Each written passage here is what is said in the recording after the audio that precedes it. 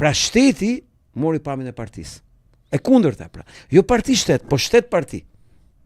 Dhe në një moment që shpërthehun protestat, pasi ishte kalbur sistemi komplet, ky për të shpëtuar nga protesta e përditshme, tha jo prit se duhet të kthejmë pra partinë në terren. Dhe si do e bëjmë këtë, tha? Nëpërmjet patronazhimit social. Dhe patronazhim social do thotë patronazhim total. Pra një lloj Big Brother i gjigant që ka dy elemente. Ka fuksin e ndyrë të lagjes, atë plerën që do e bëj këtë punë, ka dhe inteligjencën artificiale. Fuksi i ndyrë i lagjes do të hedhë dhënat dhe ato i thithë inteligjencën artificiale. Po. Inteligjenca artificiale i përpunon dhe i jep instrumenta armë shtetit që do të marrë ty peng. Pra është një kontroll total i jetës shoqërore. Ke dëgjuar në flisë për këtë temë përveç se nga unë? Ja, se kam dëgjuar. Askush. Unë e thash të ke doneni ushtunë. S'kan arrit ta kuptojnë avokatët, po s'duan t'i japin zë kësaj. Kush ta thot? Jo, po pyes, po pyes. Pyetja është kush do ta thot? A ishte detyra e opozitave? Po. Ke dëgjuar në opozitë ta thot? Po nëse kemi dëgjuar edhe për gjëra më elementare, jo pse nuk e thënë opozitat? Ke pyet në veten? Po e thot. Çfarë po bën ti ku i Soros? Po vjedh kartën e identitetit gjithë shqiptarëve. I ka mashtruar se ku po bën referendum. Ta kam shpjeguar që referendum nuk bëhet. Po. Sepse po të bësh një referendum, do thotë të miratosh atë që do Rama, sepse nuk i bën dot 1.800.000 vota në referendum, apo sepse janë 1.400.000 veta. Në totalin de jure, që janë 1.100.000 veta, në të vërtetë. Pra, ai ka shpikur emrin referendum që të vjedhë nga pakënaqësia e njerëzve kartat e identitetit. Ky është një lloj patronazhimi. Se u merr numrin e telefonit, u merr kartën dhe kush i di sa shqiptar në mënyrë më naive të mundshme i kanë dhënë atit plere me ato gocat që nxjerr, i ka dhënë të dhënat e veta sekrete, që është karta e identitetit, numri i telefonit, emaili. Të gjitha këto e ka dhënë një hajduti që u ka vjedhur shqiptarëve të dhënat që ti përdorin për patronazhim. Më kuptove logjikën. Dhe a mund të flasë ky për patronazhimin social? Ky që e bën vet, marrim agroanshej. Ai ka networkun më të fuqishëm nga Tise Rama të call centrave për të bërë patronazhimin e njerëzve. Me të dhënat, me të tabeza, me të gjitha. Kush ta bëj këtë? Arlindi? Por Arlindi e ka natyrë partie historinë e Fukslikut. Kush është pikpamja ideologjike themelore e Arlind Qorit? Trotskizmi. Çfarë është trotskizmi? Është ideologjia e çufove më bolshevike e shpikur ndonjëherë. Është logjika më kriminale e çufove në botën bolshevike komuniste të majt.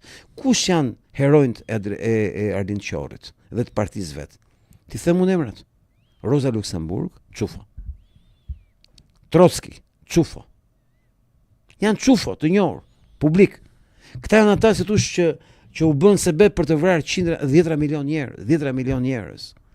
Këta janë heronjt e tij. Futën në fakultetin e shkencave sociale dhe pyesni a ka bërë seminare duke abuzuar me pozicionin e vet si pedagog të departament për Trotski. Çai duhet studentëve Trotski vëlla.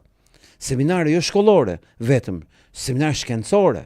Pra mblidhesh një tuf komunistash, bolshevikësh dhe na mbanin leksione ke studentët për Trotskin jashtë programit mësimor.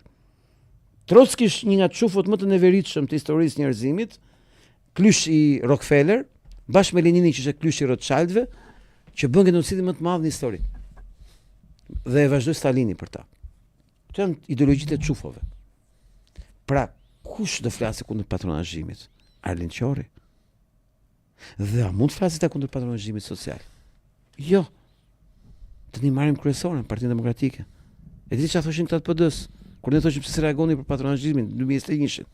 E më mos është ndajë se këtë e bëjmë gjithë. Mi fjalë nëse ti e cop muti dhe po flet se ku po densohet copën e mutit, po më se të dy muti jemi, mos u merr me këtë. Si mos merrem, po nëse ju jeni mut, duhet shkonin në hale, më fal për shprehjet. Duhet sifoni për ju. Dhe koncepti është që këta nuk flasin për patronazhimin social, sepse patronazhimi social që thot PS-ja, në thelb është një koncept që ata nuk e dinë fare se e ka thënë Rama. Nuk është se thjesht po e fshehin. Këto janë parti të vdekura, këta nuk e dinë se çfarë ndodh. Këta janë njerëz ignorantë dhe mediokër. Këta nuk e kanë idenë se kush është realiteti jon politik. Dhe unë e kam për detyrë, përdesa kam marrë këtë pozicion dhe jam njëri i angazhuar politikisht, që të kemi informacion. Dhe unë studioj çdo ditë, se më shohin njerëzit mua që ke pa rrikë kompjuteri. Unë lexoj vëlla çdo ditë. Pse po kam detyrë more? Si do merresh ti me aktualitetin, me zgjidhjet e problemeve, kur ti nuk ke njohuri? Ai ka shpallur këtë javë që kaloi ideologjinë e re politike të Shqipërisë. Patronazhim total i jetës njerëzit. Marrja penge çdo shqiptari. Edhe të Partisë Socialiste, se këtu është sekreti, edhe të Partisë Socialiste. Sepse janë shembur themelët nga brenda. Dhe po e kthem partinë në një organizatë të sigurimit të shtetit. Patronazhim total, spionazh total, pra fukslik total. Nuk je më antar i Partisë Socialiste, je antar i Partisë Fukslikut. Ti që ti je antar i partisë, duhet të jesh fuks. E kanë përcaktuar tashmë. Domethënë, kjo është ideologjia e re, ku ka marrë fjalim për këtë gjë. Dhe nëse tha për pjesën e shtetit, fjalimin e parë që ishte Besa, që nuk është problem që s'ka drita dhe ujë. Problemi është që shtrihet porta e shqiptarëve, fjalë për fjalë. Sa ne duhet ta kuptojmë që ata kanë kërkesa luksi, fëmijë të llastuar. Dhe do t'i mbushim mendjen atyre që ne jemi më të mirët. Pra do t'i mashtrojmë. Nuk tha do të rregullojmë dritat dhe ujin. Do i mashtrojmë që mos kenë nevojë për dritat dhe për ujë. Këtë tha. Më fali, ke pa këtë analizë ti? Pse si shef ti këtë analizë? Pse si ka pas kush? Sepse bota televizionit është botë e manipulimit total. Është mashtrim pas mashtrimi. Ti e di pse unë jam në 10 televizione, 12 vjet në censur të plot, që në 2014-ën, në 1 shtator. Meqense tek Besa pyet pak avokatin që Rama atë Besën të mos është duke ndoshta nuk është duke ja kërkuar shqiptarëve, por shefave të tij nga frika e lëvizjes së disa ekuilibrave. Pra, shefat e tij marrin dhe fshin me nderën me Besën e Ramës, por ndërkohë Besa është një koncept që është përdorur shumë nga çufët me shqiptarët. Fiksohet këtë gjë. Se këto kalojnë mesazhe. Ai nuk flet me ata me mesazhe fare, me neve. Kur den televizor, ai flet me ta drejt për drejt. Drejt për drejt. S'ka nevojë t'ia japi mesazhin, sikur është duke folur me ne që të flasim me ata. Procesi i artikulimit fjalës Besa në gojën e tij të ndyrë me një konotacion kaq negativ, është pjesë e procesit të demontimit të çdo koncepti pozitiv. Pozitiv, saktë edhe kjo, po. Ti marrë me radhë tema. Ta bëj edhe një pyetje tjetër për Besën, me para se të futesh edhe. A është emision pyetje përgjigje? Po prandaj pra, po ndor pyetje do të kemi më pas që jo, futemi. Po, pyetje përgjigje. Përderisa jemi edhe pyetje përgjigje. Më spontanisht nga pyetjet shkojmë ke përgjigjet dhe aty. Por ti pyetje konkrete, jo që të merremi me njëri tjetrin. A është pyetje përgjigje ky emision? Po patjetër. Pyet avokatin nga populli. Pyet avokatin, kështu e kemi lënë. Avokati sot ka dalë për plazh, më kupton? Ka vënë kapelen. Ka vënë kapelen se jam pushim tani, jam në gusht. Avokatët janë pushim në gusht. Edhe flokët i kanë paqetur, prandaj ka vënë kapelen. Po edhe unë them që Besën ja ka kërkuar deputetëve e njerëzve të tij që të ruajnë radhët e mos e tradhtojnë, thotë. Një koment tjetër. Shumë e bukur. Po, është artikulim brendshëm, por Besën për çfarë? Se këtu është çështja, Besën për çfarë? Për të mos e tradhtuar apo? Pra, Besën për të mos e tradhtuar në tradhtin ndaj Adheut. Pra, kjo është besë për tradhtin. Pra, ai ka kërkuar besën e tradhtisë. Po, për shqiptarët, besën mos tradhtisë ndaj atyre që bashkëpunon. Jo, besën e tradhtisë ndaj Adheut. Po te. Pra, ky tradhtar i ndyrë që ka kaluar Shqipërinë çufove, Izraelit, Sorosit, ky që ka bërë plan që çdo tokë shqiptare bujqësore të jetë çufove, ky që ka bërë plan dhe ka operuar në këtë plan që gjithë Shqipëria të jetë tokë e çufove, ky qelbësir i kërkon Besën bandës vet që të vazhdoj tradhtin e Adheut.